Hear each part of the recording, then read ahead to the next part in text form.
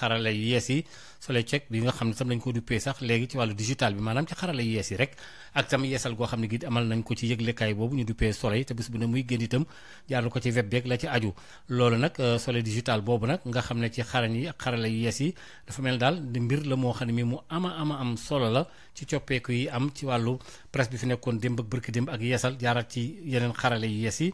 Moussa Diop mi nga xam ne mooy directeur wàll boobu ci biir Soleil am na lu mu ci dénk ma Lamine Mané ñu dégg. kii ñuy woowee Lamine Niang di directeur général Soleil ba mu ñëwee mettre en place stratégie bi mooy lépp lu nga xamante ni war na nekk possibilité mu nekk ci wàllu vidéo mu nekk ci wàllu écrit mu nekk ci li ñuy woowee tuddee données journaliste data journaliste mu nekk ci yépp yi nga xamante ni dañ koy jëriñoo ci xarala yu bees yi ñu daal di def le cap également ñun ci loolu en recrutant des personnes yoo xamante ni dañ seen xam-xam day màcc jëm ci loolu ci ay produits yu mel ni Soleil Check kii di Jëli Jaañ di ko def produit boobu noonu di lépp lu nga xamante ni fake news la maanaam xibaar yi génn te xaw juwaloog liy dëgg ñu daal di koy jéem a indi ci ay leeral indi ci ay éclairage wane leen parensaay ne leen démêler le vrai du faux comme ni ñu ko tuddee suñu slogan bokk na ci également le JT nag boo ko déggee da nga naan journal télévisé ñun nag dañ koo jël accès ko ci li ñuy tuddee journal télévisé des actualités inconnues jéem a wane ay nu ñuy def loo xamante ni luy jëmal askan wi kanam la ak seen gis-gis ci àdduna bi am na loo xamante ni lu positif la ci boobu daal ci côté boobu daal lañ ko kàll ñu jéem a développer yooyu information bokk na ci également sur le côté social pas plus tard que cette semaine dañoo lancé produit bu bees bu tudd Zoom social am na yeneen yu yoo xamante ni ñi ngi ñëw ci wàllu émission ci wàllu podcast ci wàllu ay direct ci wàllu ay podcast ma répété podcast bi parce que lu am solo la numérique bi offrir simplement nga am benn site internet wala benn page Facebook simplement parce que ñun waa Soleil par exemple dañoo jël benn pari ne ñun dañuy wut li ñuy tuddee kiosque numérique bi nag moom mooy li nga xamante ni mën nga fa ñëw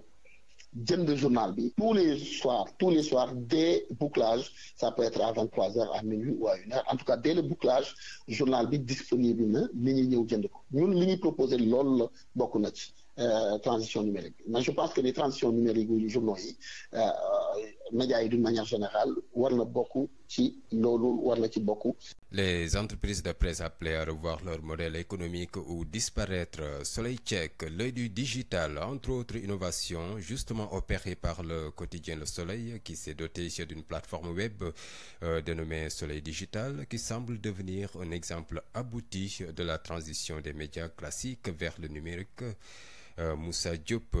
directeur de la rédaction web du Soleil Digital, revient sur le processus de transition vers le numérique et annonce de nouvelles innovations.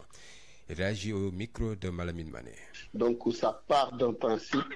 qui est de couvrir l'actualité à temps plein, que ce soit sur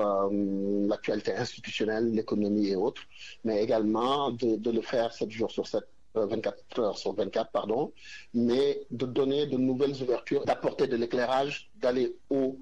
plus près de ce que demande la population, notamment la population jeune. Donc ça également, je n'ai pas besoin de le rappeler que nous sommes une population, le Sénégal est composé d'une population jeune aux 2/3 et ils ont des besoins spécifiques et donc cela demande une nouvelle orientation éditoriale dans l'approche mais également dans le fait de fournir de l'information à cette population qui est connectée presque H24 également à ce niveau-là. Différents contenus. Le plus connu, c'est Soleil Check, par rapport au fact-checking et la désinformation que nous avons initié et qui est notre marque de fabrique, qui est notre produit phare. Mais à côté, on a d'autres produits qui font leur bonhomme de chemin. Ça peut être le JT, donc dit JT comme ça, c'est pas simplement un journal télévisé, mais nous avons pris le pari de dire qu'un journal télévisé des actualités inconnues, c'est-à-dire ce qui ne fait pas l'actualité dans nos JT d'une manière générale. Donc, le numérique offre une autre manière de raconter l'information, de donner l'information, de consommer l'information, mais également une autre manière de monétiser l'information. Ça peut être un kiosque numérique, ça peut être des abonnements, ça peut être à l'unité, ça peut être au mois, ça peut être à la semaine, ça peut être à l'année. Donc, il y a beaucoup de possibilités. Mais Parmi les nouvelles orientations que le Soleil a prises, il y a le fait de mettre en place un kiosque numérique sur son site internet qui permet d'acheter le journal de manière totalement numérique d'ailleurs et dématérialisée dès le bouclage le soir.